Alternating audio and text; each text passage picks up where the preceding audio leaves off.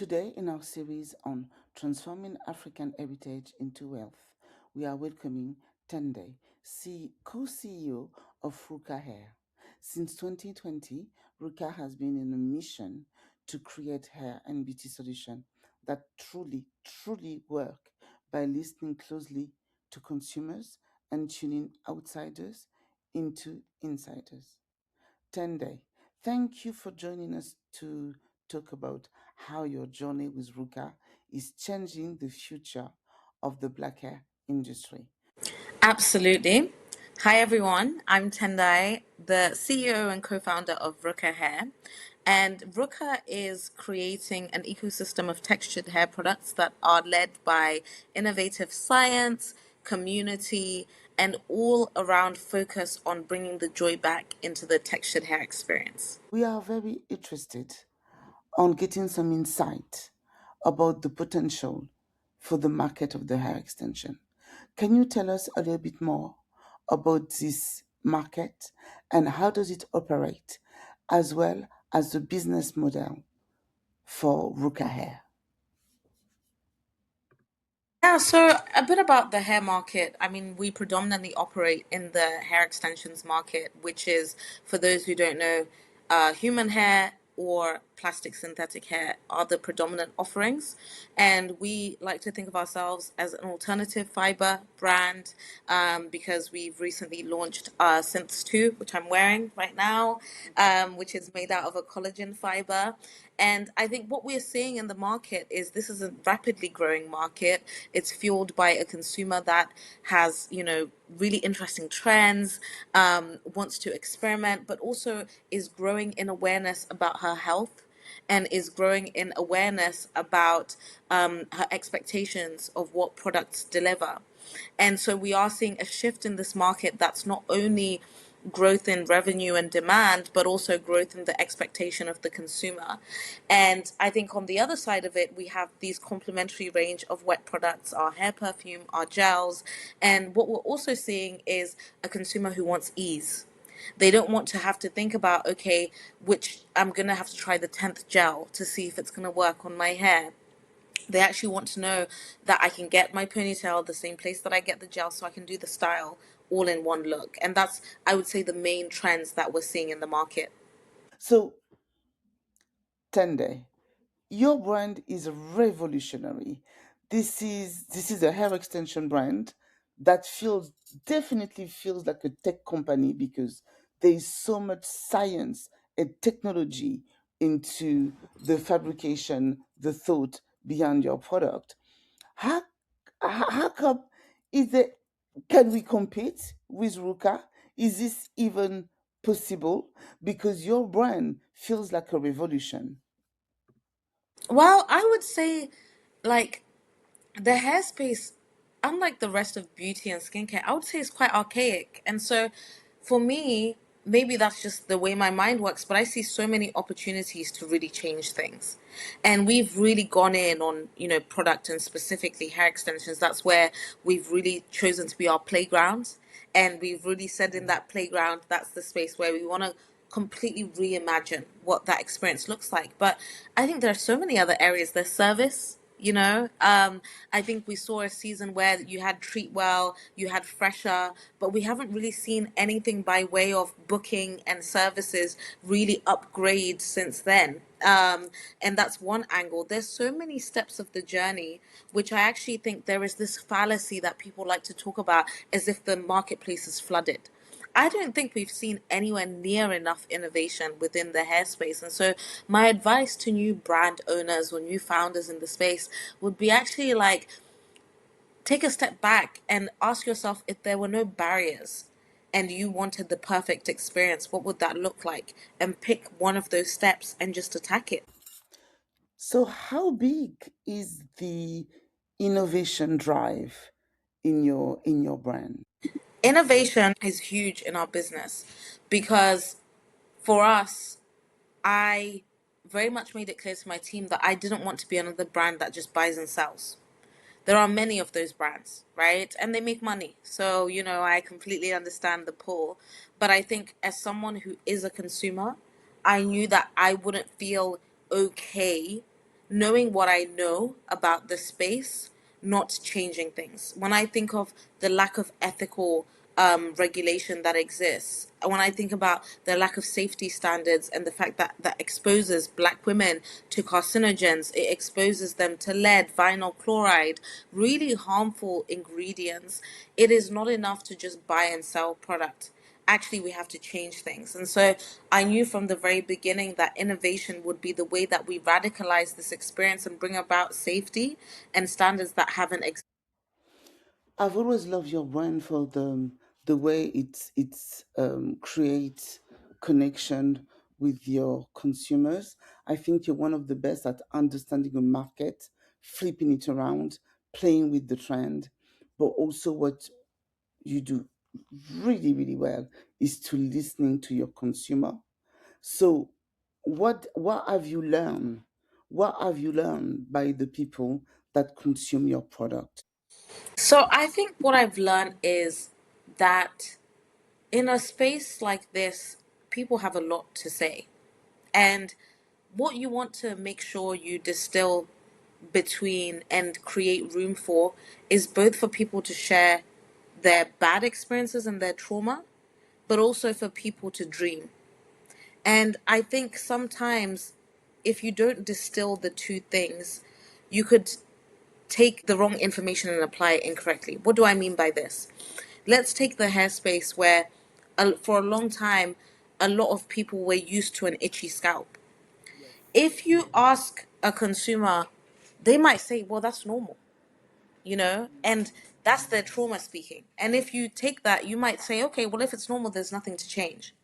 But if you actually go in a step further and you ask this consumer to dream, they'll say, I wish this didn't. And that will allow you to find the solutions. And so you need both environments to exist. But I've really learned as a founder that you need to distill between the two, because otherwise, actually, listening to everything but not putting it in the right buckets could stop you from moving forward. It could stagnate you because you could actually take on the fear of the consumer. But your job as a founder is to make sure that you're actually taking those things but applying the hope, applying the solution.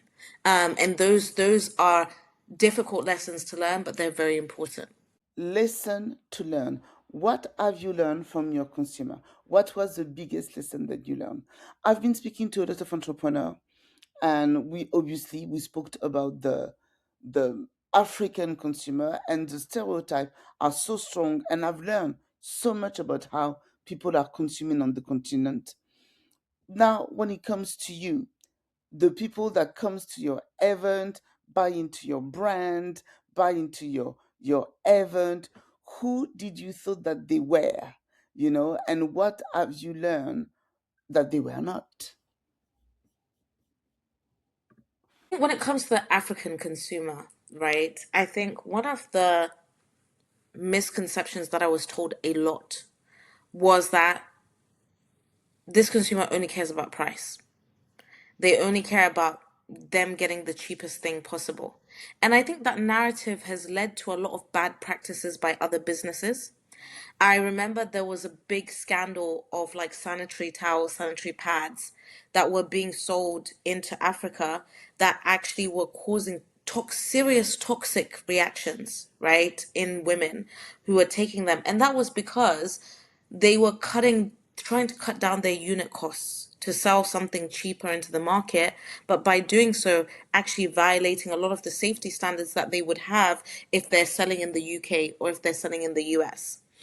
One of our investors sent me an article from Nigeria, and it was the Guardian Nigeria talking about the synthetic hair epidemic and how, it was like a $450 million industry is cancer causing and all of this stuff. And that was written, you know, before the UK even started talking about this same topic. And what that said to me is this is a consumer that very much cares about safety.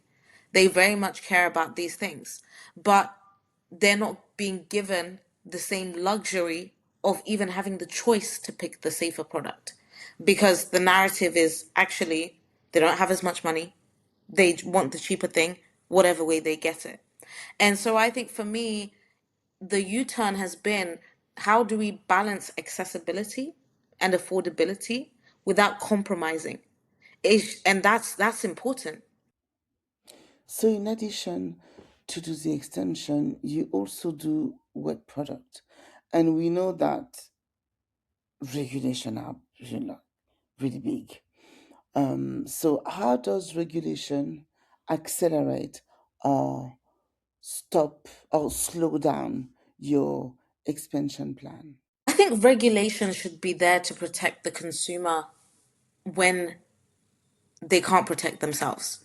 And I think it is so important. Um, there isn't regulation when it comes to hair extensions on a global level the same way that you see for other cosmetics. And that is because hair extensions fall in this weird little place, right? Like, they're not considered a cosmetic, they're also not considered textiles. And so they kind of go into a loophole where it's free for all. It's up to you, it's up to the receiving country to determine what it is, they're going to allow and not allow. And often when that's the case, it actually means that it just falls on the manufacturer. So if the manufacturer hasn't done anything, then actually what you get is what you get. And so I think for me, I recently joined the British Beauty Council as an advisor, and that was a very important thing for me to do because the British Beauty Council lobbies with Parliament. And so, for example, they recently have been working on injectables, because we're in this era where anyone can do a course and suddenly be injecting people with anything, right?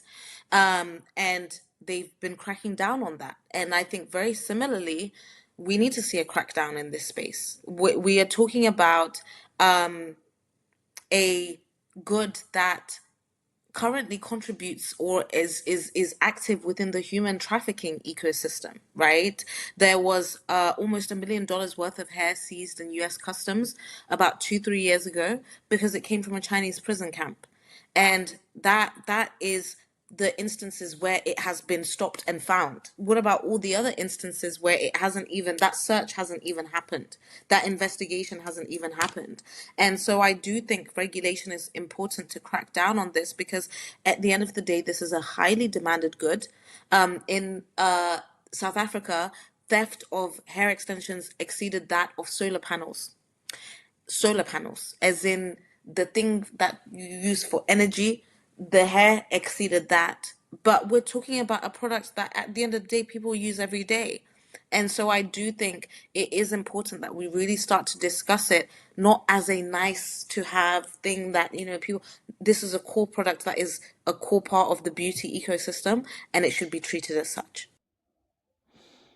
So, I've always loved RUKA ethos, RUKA branding, absolutely adore the activation at a time where good, well executed activation um, targeted at black consumer, they were not common. They were not current at all.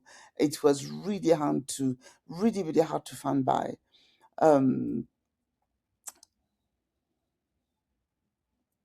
un, deux, trois.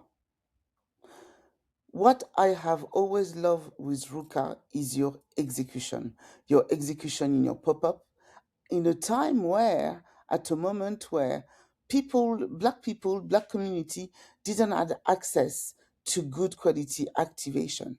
They didn't. The way you listen to your community as well.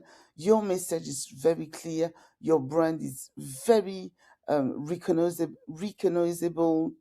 You understand the trend. You lead the trend. You do not wait after the trend. So, in all that, your community is very much at the heart of whatever you're doing. What have you learned from your community talking to them? So, what do you think is stopping that? I think stopping that is funding, right? I think the better funded an environment, the more innovations and options come into the space. At the end of the day, people can only switch when there are options to switch to, right? And so, actually, if you tell people all your products are bad, but I have no alternative, well, what am I going to do? I'm going to keep buying what's there, right? Because you're not going to stop getting your hair done. the same way you're not going to stop doing your skincare, the same way all of anything associated with beauty, prep, wellness, people will continue doing. So I think first of all, funding is incredibly important so that we see more innovation, so that we see more alternatives. And then I think also the education is incredibly important. Education, we're talking about a market where a lot of the people who are service providers haven't been traditionally trained. And so that means that from the very beginning of the experience, we're not having the correct and adequate education to really understand what it is that we're putting on our scalps and what we are exposing ourselves to. And so I think for me, the combination of funding and education is really required in order to see true change and true development. What challenges have you faced in scaling distribution, both in the UK or abroad? I think for us, we have been, I mean, we've been through all sorts, right? We recently had a robbery that honestly, for me, was pretty surreal. Um, we were about to launch in Westfield, which is, the biggest mall in Europe, right? Like, and I say that to say our business has really seen the worst of the worst over the past 4 years. We've had a $10 million round collapse overnight when we'd already committed and locked away cash. And, I'd sit down with my team and say, we're not going to be able to afford payroll for the next 2 months. I've had those sorts of conversations. So I think it's a strange thing to say. The tariff isn't the worst thing that's happened in my time of business. However, it is something that we have to manage. And I think like a lot of businesses, it's been a lot of uncertainty. It's been a lot of what will we need to do, the contingency planning, plan A, B, C, D. We've increased our prices as well to start absorbing some of the costs where we know, right? I think the better funded an environment, the more innovations and options come into the space. At the end of the day, people can only switch when there are options to switch to, right? And so actually, if you tell people all your products are bad, but I have no alternative, well, what am I going to do? I'm going to keep buying what's there, right? Because you're not going to stop getting your hair done. The same way you're not going to stop doing your skincare. The same way all of anything associated with beauty, prep, wellness, people will continue doing. So I think first of all, funding is incredibly important so that we see more innovation, so that we see more alternatives. And then I think also the education is incredibly important. Education, we're talking about a market where a lot of the people who are service providers haven't been traditionally trained. And so that means that from the very beginning of the experience, we're not having the correct and adequate education to really understand what it is that we're putting on our scalps and what we are exposing ourselves to. And so I think for me, the combination of funding and education is really required in order to see true change. Ah, talk to me about this increase of price, because most founders have a terrible, terrible time. They feel extremely, extremely guilty when they have to increase prices. And often it's a matter of death or life, for the brand. And I've seen some brand refusing to increase and having to close, and the increase wasn't much. It was maybe between 2 to 5 pounds maximum, and they would not do it. They did not have the strength to do it. So what is your experience with increasing prices? It's probably in how you do it. It's probably in how valuable this product is to your community. We increased our prices. There was no pushback whatsoever, none. But I mean, I think we have done well. We found it very important to be quite transparent with our community on the hardships of the challenge we're trying to solve. And I think sometimes people might be shy to say those things. Like, we tell our customers, it's a cowboy world when it comes to these manufacturers. We've told them when a manufacturer sent 100K shipment, half of it was mixed with animal fibers. And we couldn't do anything with that product. And that manufacturer has refused to refund it. And those are the things that we faced in this business, but we've been open. We've said to our customers, we're going to pause for 3 months. And this is why. And I actually think like we're in an era where people are respecting of transparency and not performative transparency, genuine transparency. I think customers want to be involved in the journey. They want to be with you on the ups and the downs. I remember when the robbery happened and we got sent the video, and I was speaking to one of like our like a partner sort of thing in the marketing and PR side, and they were like, don't post it, like it will, make you guys look like amateurs. But I was like, anyone who sees this video and sees how planned it was, and they went in and they did this, like, I think they'll think how horrific. But also, we're making stuff that's good enough to steal and plan in this way. Like, it looked like a heist. It looks like a full-on heist. And so I think for me, I was like, actually no, I wanna let everyone who was super excited to come to Westfield, the people who had been working incredibly hard, like, I want to bring them in on that journey. I want them to know why we're not doing it anymore. And the outpouring of support that came from it when we shared that, even from our community to investors to other business owners who were like, how can we help? Like, it really allowed people to support us. And I think so many people want to see good in the world today. They want to be part of a community that I think things like the price increase, it doesn't have to be just like a business decision. It can be like another part of the story that you share with your community. I think this will really encourage and inspire people when it comes to pricing, because it can be quite daunting sometimes. Now, I want to talk about your brand perception. Um, its extension, its weight product, but yet it feels like a tech company. So, where does this come from? There's two reasons for me. Like, the whole Apple of hair care came from, I am someone who has Apple products. I have my iPhone, I have my AirPods, I have my what are these? The headsets, whatever they're called. I have my MacBook. And for me, it was like the integration, the simplicity of it. I'm such a like convenience babe. If you want to sell me something, make it convenient and you've got me. If it's going to make my life easier, that those are the things that I invest in. And so I think that ecosystem, that integration for me is powerful. But I think the other thing is the versioning up.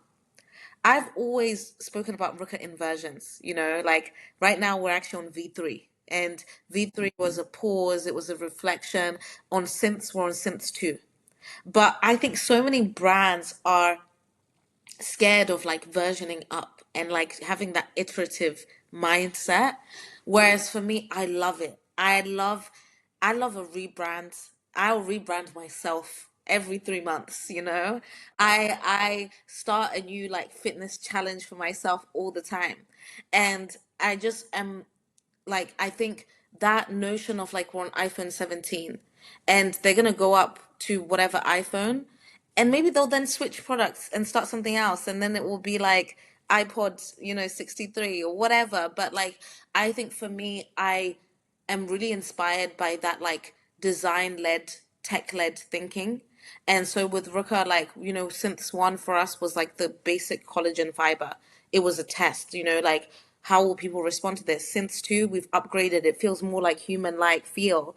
By Synths 5, I want people to not be able to tell the difference between raw human hair bundles and synths. Like, they should be that identical. Synths 10, who the hell knows? Maybe you plug it and it just starts growing, And I love that sort of thinking, and that's those are the things I like about Apple. I think there are also some challenges about Apple, right? Like, their supply chain, their sourcing. But I think for me, the good attributes of Apple, that's what I really want to emulate when it comes to RUKA. Um, what excites you the most about the future of innovation in the black hair industry? I think that what excites me is I think the future of black hair will just be hair.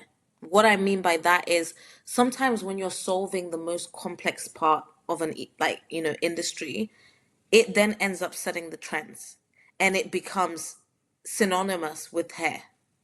And I think for so long it's been described as a niche market, but actually this consumer drives the majority of hair trends. And so I'm excited that innovation, education, awareness will mean that when people think of hair, they're actually thinking of textured hair. When they think of hair, they're not thinking about a blonde strand. They're thinking about, something with a bit of a kink, a bit of a curl. And I'm excited about that. That's number one. I think I'm also excited for more wealth to come out of hair. I am. And a lot of people, they're anti-acquisition, they're anti-VC, they're anti all of these things. And I think I understand the caution that we have around it, right? Because I think ownership is important. I think having representation is important as well. But I also think the more wealth that comes out of hair, the more that will be true. That will lead to more founders who look like me. If I can build wealth from this, if my investors can build wealth from this, if my community, we did a crowd fund and $1 million of that came from black women. If they've invested at 16 million pounds, I sold this business for 160 million pounds. They've all 10x that money. What are they going to do with that wealth? Right? So for me, those are questions that I think sometimes we're a little bit uncomfortable discussing in our community, but I am very bold in the fact that I want the right buyer to acquire this business, to take it further, to bring us the capital. I don't have stability right now as a business. I don't have financial stability. And so there are many things that I would love to do that I can't do. If I get to the point of an acquisition that gives me that stability, you guys haven't even seen anything yet. Like, what I will do will absolutely tear it apart. And so that I'm very excited.